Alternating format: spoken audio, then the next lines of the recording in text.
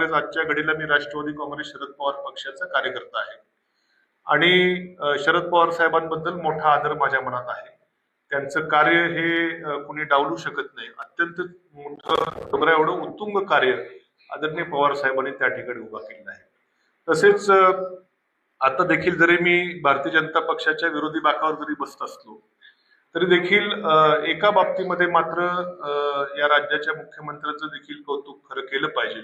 जी काही मुख्यमंत्री सौर कृषी वाहिनी योजना आहे, ज्याच्या माध्यमातून शेतकऱ्याला दिवसा वीज देण्याचा जो विषय आहे, त्याचं युद्ध पातळीवरती काम, कारण ऊर्जा खात्यातले बरेचसे वरिष्ठ मुंबईचे अधिकारी देखील माझ्या ओळखीचे आहेत, तर त्या बाबतीमध्ये मात्र त्यांचं खरं कौतुक करावं लागेल.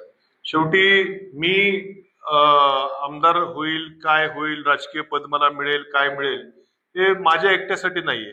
आमची संघटना आहे, म्हणजे 3-3 पिढ्यांपासून कार्यकर्ते हे आमच्याशी जोडले गेलेले आहेत.